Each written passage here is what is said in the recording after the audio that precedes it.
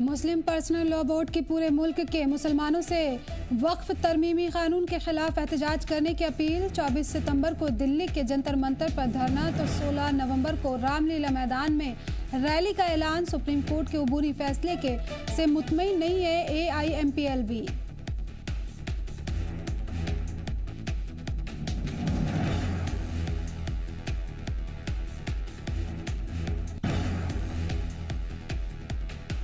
माता वैष्णो देवी यात्रा फिर से बहाल। गुज़िश्ता शाम बंद कर था रजिस्ट्रेशन। खराब मौसम के सबब बंद था रजिस्ट्रेशन। आज सुबह से रजिस्ट्रेशन फिर से शुरू। माता के दरबार में अकीदतमंदों की भीड़।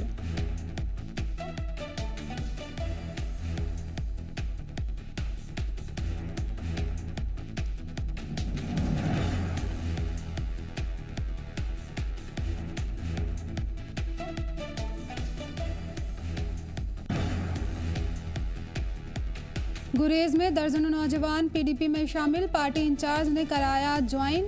सदर महबूबा मुफ्ती से मुलाकात। महबूबा मुफ्ती बोली, PDP है अवाम की आवाज़।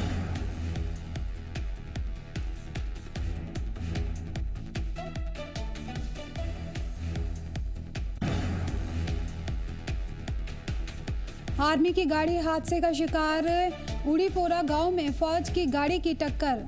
हादसे में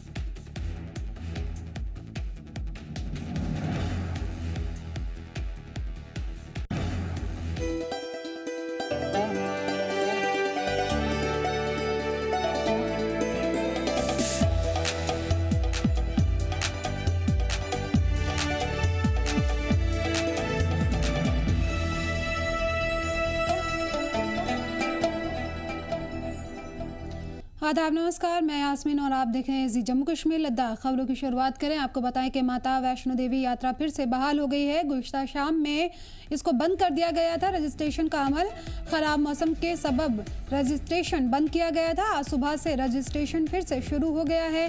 माता के दरबार में अकीदतमंदों की भीड़ है। मौसम की रुकावट के बाद माँ वैष्णो देवी की यात्रा फिर से शुरू हो चुकी है। गुज़िश्ता शाम को रजिस्ट्रेशन को मौसम की खराबी के चलते रोक दिया गया था, मगर आज सुबह 4 बजे से रजिस्ट्रेशन सेंटर दोबारा से खोल दिया गया है। अकीदतमंद अपने यात्रा कार्ड लेकर माता के दरबार की तरफ रवाना होते हुए नजर आ रहे हैं। जयकारों के साथ ही बढ़ते कदम और बरकरार जोश ने माहौल को रूहानी बना दिया है। आज सुबह से ही वापस से रजिस्ट्रेशन का अमल शुरू हो गया है। कल खराब मौसम के सबब रजिस्ट्रेशन को बंद कर दिया गया था, लेकिन अब इसे आज सुबह से दोबारा से खोल दिया गया है और बड़ी तादाद में भक्त माता के दर्शन के लिए पहुंच रहे हैं। जयकारों की आवाज़ से पूरा माहौल रूहानी हो गया है। बड़ी तादाद में अकीदतमंद माता के दर्शन के लिए पहुंच रहे हैं। माता वैष्णो देवी यात्रा फिर से बहाल हो गई है। गुज़िश्ता शाम बंद कर दिया गया था रजिस्ट्रेशन। खराब मौसम के सबब ये रजिस्ट्रेशन बंद किया गया था, लेकिन आज सुबह से रजिस्ट्रेशन का अमल फिर से शुरू हो गया है। माता के दरबार में अकीदतमंदों की भीड़ है। मौसम की रुकावट के बाद मां वैष्णो देवी की यात्रा फिर से शुरू हो चुकी है। गुज़िश्ता शाम को रजिस्ट्रेशन को मौसम की खराबी के चलते रोक दिया गया था, मगर आज सुबह 4 बजे से ही रजिस्ट्रेशन का सेंटर दोबारा से खोल दिया गया है। अकीदतमंद अपने यात्रा कार्ड लेकर माता के दरबार की तरफ रवाना होते हुए नजर आ रहे हैं। जयकारों के साथ बढ़ते कदम और बरकरार जोश ने माहौल को रूहानी बना दिया है। माता के दर्शन के लिए पहुंच रहे हैं। माता वैष्णो देवी यात्रा फिर से बहाल हो गई है। रजिस्ट्रेशन का अमल फिर से शुरू हो गया है। कल खराब मौसम के सबब बंद कर दिया गया था रजिस्ट्रेशन। आज सुबह से वापस से यह अमल शुरू हो गया है और बड़ी तादाद में भक्त माता के दर्शन के लिए पहुंच रहे हैं। जयकारों की आवाज़ से पूरा माहौल रूहानी हो गया है।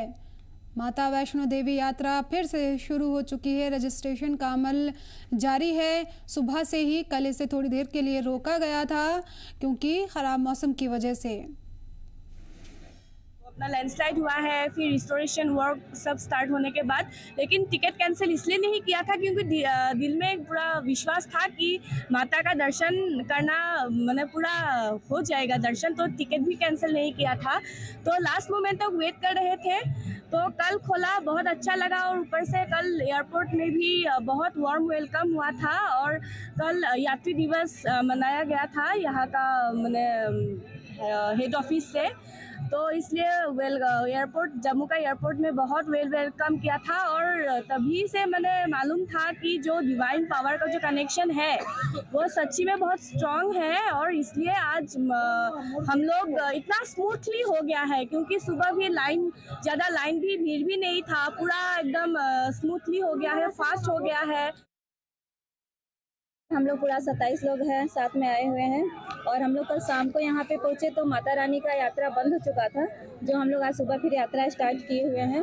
और सुबह माता रानी का जो दर्शन है, हम लोग कितने दिन से इनका इंतजार कर रहे थे। लोग मना करते रहे कि जाइए मत जाइए, वहाँ पे भूस्खलन हुआ है, लेकिन हम लोग नहीं माने और माता रानी के दरबार में आए। और माता रानी की मर्जी थी कि उन्होंने हमें बुलाया, हम सबको बुलाया और हम उनके दर्शन करने के लिए वापस उनके पास जा रहे हैं। इस अधिक खुशी की बात नहीं हो सकती। जय माता दी। और मज़ीद जानकारी के लिए हमारे नुमाइंदे शुभम हमारे साथ जुड़ गए हैं। शुभम, क्या जानकारी, किस तरह से माहौल वहाँ पर रूहानी नजर आ रहा है? माता के दरबार में बड़ी तादाद में भक्त पहुंच रहे हैं। बिल्कुल, देखिए, माँ वैष्णो देवी की यात्रा की बात करें तो वो आस्था का केंद्र माँ वैष्णो का अब कहीं ना कहीं श्रद्धालुओं से भरा हुआ नजर आने लगा है। और एक से दो दिन की बात करूं तो 2 दिन के बाद और ज्यादा यात्रा जो है वो भवन में पहुंचती हुई नजर आएगी। हालांकि आज की बात करूं तो आज सुबह 4 बजे के बाद एक बार फिर श्रद्धालुओं को भवन जाने की अनुमति बोर्ड प्रशासन के द्वारा दे दी गई थी, क्योंकि कल देर शाम जब वहां एक और मौसम खराब हुआ था और उसके बाद बोर्ड प्रशासन ने यात्रा को रोक लगा दी थी सुबह तक। सुबह 4 बजे के बाद श्रद्धालुओं को जाने की अनुमति दी जा रही है। हेलीकॉप्टर सेवा भी श्रद्धालुओं के लिए शुरू कर दी गई है। हालांकि अगर अभी की बात करूं तो एक बार हेलीकॉप्टर सेवा थोड़ी देर के लिए जरूर रोकी हुई है, क्योंकि बादल एक बार फिर पहाड़ों पे छाए हुए हैं, जिसके चलते हेलीकॉप्टर सेवा को एक बार फिर रोका गया है। पर यात्रा स्मूथली चल रही है। हेमकोटी मार्ग से अर्धकुंवारी मार्ग से होते हुए बैटरी कार की सुविधा भी अर्धकुंवारी से श्रद्धालुओं को मुहैया करवाई जा रही है। हालांकि यात्रा में जरूर कमी है, क्योंकि यात्रा पिछले कई दिनों तक प्रभावित रही थी, पर आने वाले 2 से 3 दिनों में यात्रा में भी काफी बढ़ चढ़कर श्रद्धालु जो है वो भवन तक पहुंचेंगे। जी बिल्कुल। यहाँ पर शुभम, आप किस तरह से देखा जा रहा है, अब तक कितने भक्तों ने दर्शन कर लिए होंगे? बिल्कुल, देखिए, कल की बात करूं तो कल जब शाम को 6 बजे यात्रा पंजीकरण काउंटर बंद हुआ था, उस समय तक तकरीबन 2500 के आसपास श्रद्धालुओं का पंजीकरण हुआ था। और आज की बात करूं तो लगभग 1000 के आसपास की श्रद्धालुओं का पंजीकरण अभी तक हुआ है। हाँ, मैंने जिस तरीके से पहले भी कहा कि यही आंकड़ा अगर हम पिछले साल की कंपैरिजन करें तो उसमें 2% भी यात्रा नहीं है ये। पर यात्रा बंद थी, ट्रेनें अभी भी कुछ गाड़ियां हैं जो अभी भी प्रभावित है। ट्रेनें जब चलेंगी तो यात्रा अपने आप यात्रा में भी बढ़ोतरी होगी, क्योंकि आने वाले दिनों में नवरात्रा महोत्सव भी है। और नवरात्रा महोत्सव में तो वैसे में मां वैष्णो देवी की यात्रा में काफी बढ़ चढ़कर श्रद्धालु कटरा में पहुंचेंगे। जी शुभम, अब आपने बताया कि यहाँ पे मौसम अभी भी बादल छाए हुए हैं, तो किस तरह से अब इंतजामात किए गए हैं भक्तों की सिक्योरिटी के हवाले से? बिल्कुल, देखिए, जिस तरीके से श्राइन बोर्ड प्रशासन की अगर हम बात करें तो कल भी जब मौसम खराब हुआ, ज्यादा खराब हुआ था, तो यात्रा को रोक दिया गया था और उसके बाद सुबह यात्रा को छोड़ा गया था। अभी भी सिर्फ घने बादल हैं, बारिश नहीं है, यात्रा स्मूथली चल रही है। हेलीकॉप्टर सेवा जरूर थोड़ा प्रभावित रहा है। मौसम साफ होगा तो वो भी रिज्यूम सर्विस जो है वो जल्द ही हो जाएगी। जी शुभम, जो नुकसान हुआ था, यहाँ पर लैंडस्लाइड हुआ था, काफी लोगों की वहाँ पर मौत हो गई, उसके बाद जो रास्ते खराब हुए थे, क्या पूरी तरह से उनकी मरम्मत हो गई या अभी भी कुछ काम वहां जारी है? नहीं, बिल्कुल, देखिए, उस रोड को पूरे तरीके से श्राइन बोर्ड प्रशासन के द्वारा दुरुस्त कर दिया गया है। वहां पर बिजली की व्यवस्था को भी फिर से रिस्टोर कर दिया है। शेड्स वहां पर बना दिए गए हैं। वहां पे अगर बात करें तो यात्रा उसी रास्ते से निकल रही है। हाँ, श्रद्धालु जो वहां पर जिन्होंने अपनी जान गंवाई है वो तकरीबन 34 श्रद्धालु थे, जिनकी दर्दनाक मृत्यु उस समय 26 अगस्त में हो गई थी। उसके बाद बोर्ड प्रशासन के द्वारा वहां से मलबा भी हटा दिया गया है और वहां से ही यात्रा स्मूथली चल रही है। शुभम, उन लोगों की मदद के लिए भी श्राइन बोर्ड आगे आया था जिन लोगों की इस हादसे में मौत हो गई थी? बिल्कुल देखिए उनके परिजनों के साथ श्राइन बोर्ड की काफी ज्यादा मदद भी की थी क्योंकि मैं बताऊं तो 6 लाख रुपए के आसपास की नगद राशि थी जो श्राइन बोर्ड प्रशासन के द्वारा मृतक के परिजनों को दी गई थी। जी शुभम, अब यहाँ पर अब वापस से यात्रा शुरू हो गई है, भक्त धीरे धीरे यहाँ पर पहुंच रहे हैं। उम्मीद जाहिर की जा रही है कि अब यहाँ पे मजीद तादाद बढ़ेगी। तो कैसा वहाँ पर जो कारोबारी लोग हैं उन लोगों का क्या कुछ रद्द अमल सामने आ रहा है? अब एक तरह से मुस्बत उनके लिए खबर है। बिल्कुल एक काफी अहम सवाल भी है क्योंकि कटरा का व्यापार पूरे तरीके से यात्रा पर निर्भर है। जिस तरीके से हमने पिछले दिनों भी खबर चलाई थी कि यात्रा ना होने के चलते कटरा में एक तरीके से लॉकडाउन जैसी सिचुएशन बन गई थी जब कोरोना काल था कि लोग यात्रा नहीं थी, बिजनेस नहीं था लोगों का, लोगों दुकानें बंद करके बैठे हुए थे। वहीं कल से जब से यात्रा शुरू हुई है तो कहीं ना कहीं दुकानदारों को इस चीज को लेकर जरूर थोड़ी सी राहत भरी सांस ली है कि यात्रा स्मूथली चलेगी तो दुकानदारों का रोजगार भी चलेगा। राहत सांस जरूर दुकानदारों ने कल से ली है। अब यहाँ पर कैसे देखा जा रहा है, भक्तों ने क्या कुछ कहना है? भक्तों का जो कुछ इंतजामात उनके लिए किए गए हैं। देखिए श्रद्धालुओं को तो काफी धूमधाम से मां वैष्णो के जयकारे लगाते हुए यात्रा कर रहे हैं। उनका यही कहना है कि बोर्ड प्रशासन ने जहां यात्रा को खोल दिया है वो एक पहल है, ठीक है हादसा होगा है पर उसके बाद भी यात्रा को स्मूथली चलाने को लेकर बोर्ड का एक बड़ा योगदान भी रहता है। पुलिस प्रशासन हो जहां फिर सीआरपीएफ की जवानों की मैं बात करूं तो अलग अलग जगह पर ड्यूटी पे भी इनको तैनात किया गया होता है। सिक्योरिटी के हवाले से भी की बात करूं तो सीसीटीवी कैमरे तक में लगाए जाते हैं ताकि कोई भी अप्रिय घटना ना हो क्योंकि जिस तरीके से आने वाले नवरात्रे भी हैं तो नवरात्रों में वैसे भी सुरक्षा जो है और ज्यादा कड़ी कर दी जाएगी। जी बिल्कुल, सिक्योरिटी यहाँ सख्त है और माता के दरबार में दर्शन के लिए भक्त पहुंच रहे। उम्मीद जाहिर की जा रही बड़ी तादाद में भक्त जल्द ही वहां पहुंचेंगे। कारोबार को भी यहाँ पर इससे फरोग मिलेगा और भक्तों को भी माता के दर्शन का मौका यहाँ पर मिल रहा है। बहुत बहुत शुक्रिया शुभम इन तमाम जानकारी के लिए।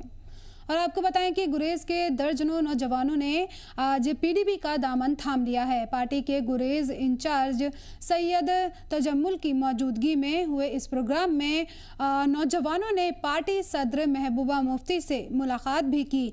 महबूबा मुफ्ती ने कहा है कि पीडीपी सिर्फ एक सियासी जमात नहीं बल्कि आवाम की आवाज़ और इज्जत, अमन और इंसाफ की तहरीक है। नौजवानों ने पीडीपी को उम्मीद की किरण बताते हुए कहा कि पार्टी बेरोजगारी जैसे मसाइल को हल करने में अहम किरदार अदा कर सकती है।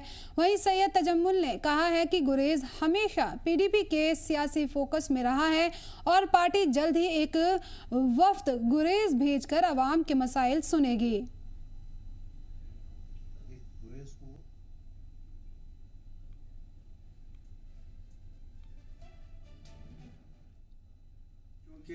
बड़ा इम्पोर्टेंट इलाका है और जिस वक्त पीपल्स डेमोक्रेटिक पार्टी को जो इख्तियार हासिल थे, हुकूमत साजी हुई थी तो मरहूम फ़कीर साहब को वाइस चेयरमैन बनाया गया था। हालांकि उनका बाद में इंतकाल हुआ और वो किसी दूसरी पार्टी में चले गए थे।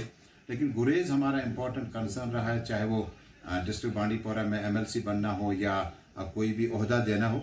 इसलिए आज हम गुरेज और बांडीपोरा सुंबल जो 3 कॉन्स्टिट्यूंसी जहाँ पर मेंबरशिप का बाकायदा आगाज़ हुआ, आज हम गुरेज का भी मेंबरशिप का बाकायदा आगाज़ करेंगे और अगले हफ्ते जो हमारा होगा वो टूर गुरेज का होगा जहां से हम बाज़ाब्ता तौर पर जो है प्रैक्टिकल पॉलिटिक्स जो गुरेज की है लोगों तक जानने की, जिसमें बड़े अहम ब्लॉक हैं, जिसमें तुलेल का, बगतौर का और उसके बाद टाउन का एरिया है, उसमें न सिर्फ ग्रास रूट लेवल पर पार्टी को मजबूत करेंगे बल्कि आने वाले जो पंचायती इंतखाबात होंगे उनकी तैयारी में लगेंगे। कश्मीर की सियासत और अक़लियत का एक अहम चेहरा प्रोफेसर अब्दुल गनी भट्ट अब हमारे दरमियान नहीं रहे हैं। 89 साल की उम्र में उन्होंने अपने बोईटेंगो सोफोर वाक़े रिहाइशगाह पर अब्दुल गनी भट्ट ने आखिरी सांस ली। प्रोफेसर भट्ट ने अपनी ज़िंदगी का बड़ा हिस्सा इल्म और सियासत को वक्फ किया। पहले बतौर फ़ारसी प्रोफेसर और फिर बतौर सियासी रहनुमा उन्होंने मुस्लिम यूनाइटेड फ्रंट की नींव रखी और ऑल पार्टीज़ हुर्रियत कॉन्फ्रेंस के चेयरमैन भी रहे। न किताबों से रिश्ता टूटा और न ही आवाम के मसाइल से। कल सुबह 10 बजे उनके आबाई गांव सोपोर में नमाज जनाजा अदा की जाएगी। उनके इंतकाल से कश्मीर ने एक आलिम, मुकफ़िर और सियासी रहनुमा को खो दिया है।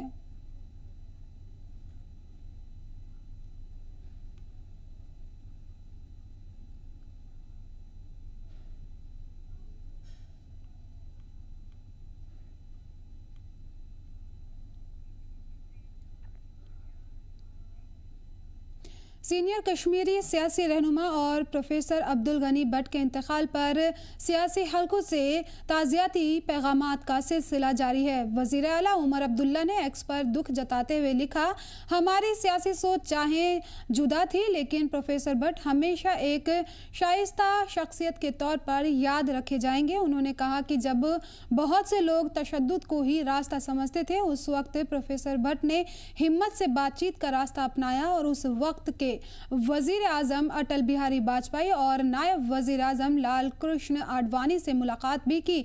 सीएम उमर अब्दुल्ला ने उनकी मग़फ़िरत और उनके अहले खाना के लिए सब्र की दुआ की।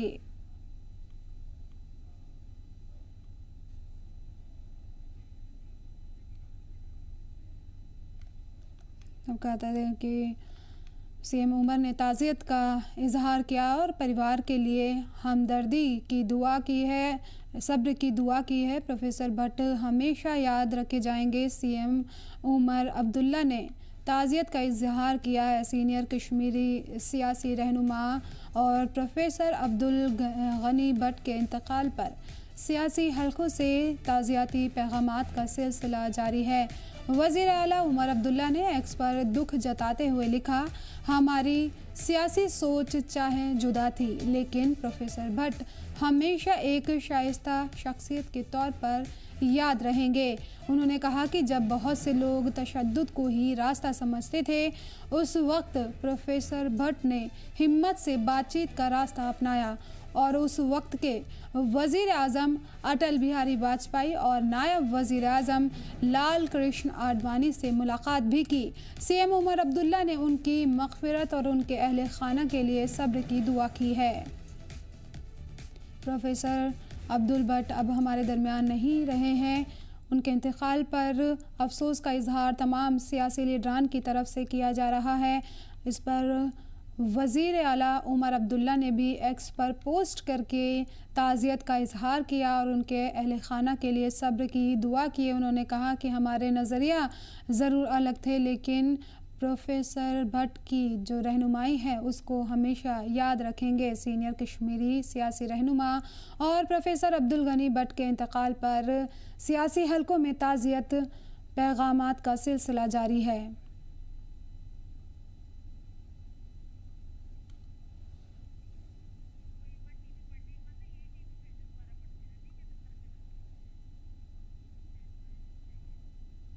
उधर पीडीपी सदर महबूबा मुफ्ती ने भी एक्स पर लिखा कि वो कश्मीर की तूफ़ानी तारीख़ में एक अमन पसंद आवाज़ थे, एक आलिम उस्ताद और एक दानिश्वर जिनका सियासत में नज़रिया हमेशा हकीकत पसंद रहा। महबूबा ने कहा कि प्रोफेसर भट्ट अमन व सुलह के पैरोकार थे और उनका असर गहरा था।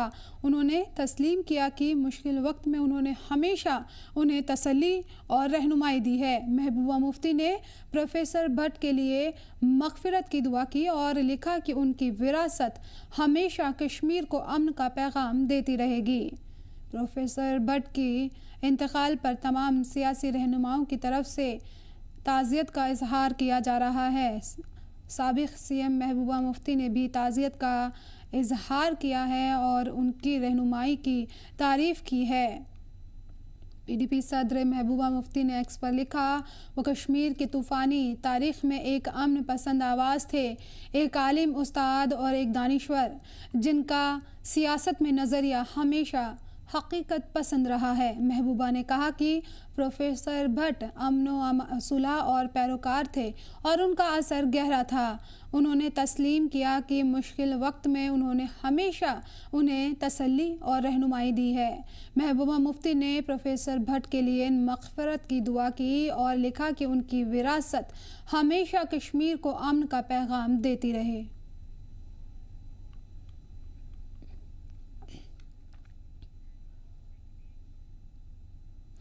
राजौरी के कोटरंका खा जमोला रोड पर जिंदगी ठहर सी गई है।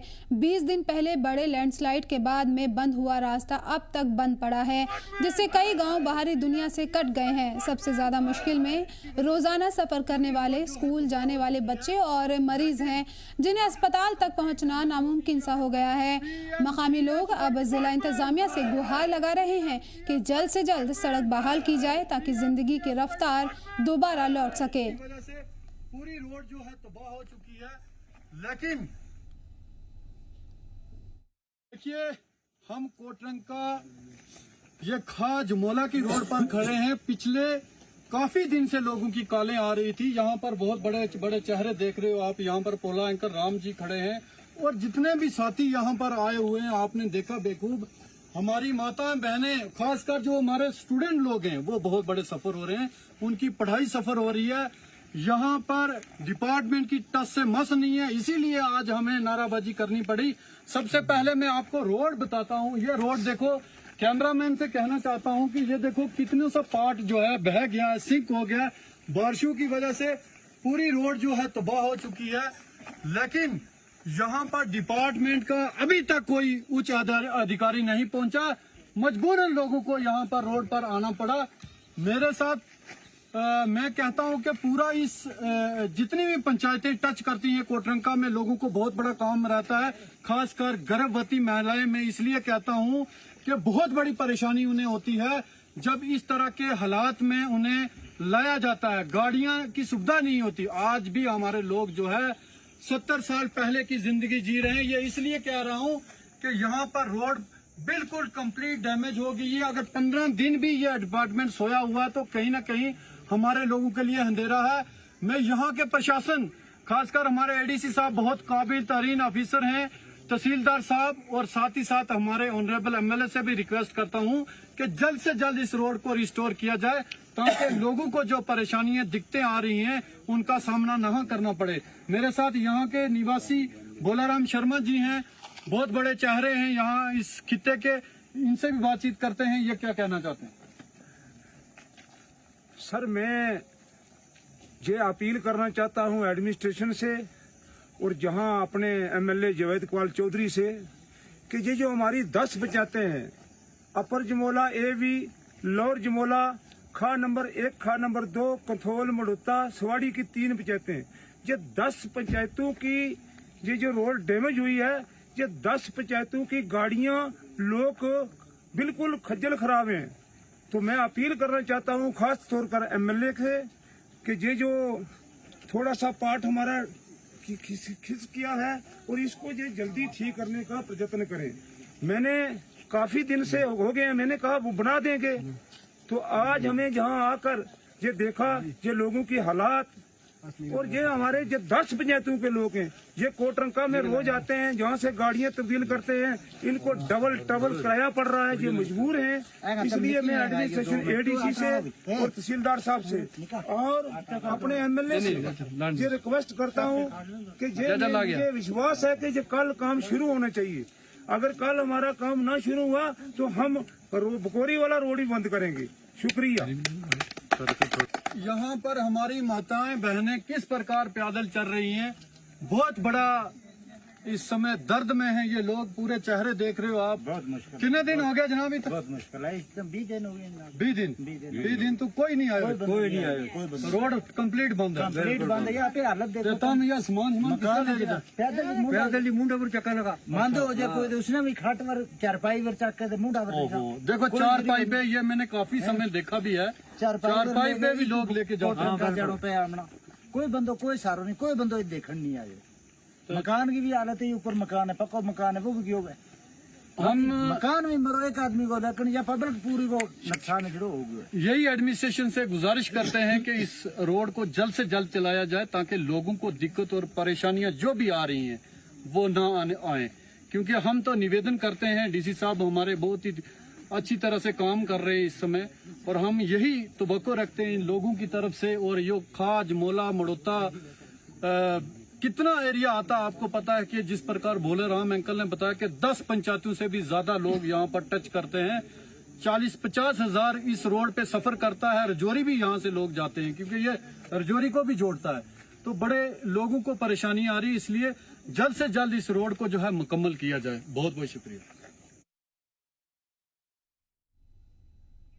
फिलहाल इस बुलेटिन में इतना ही, मुझे दीजिए इजाजत और आप देखते रहिए जम्मू कश्मीर लद्दाख।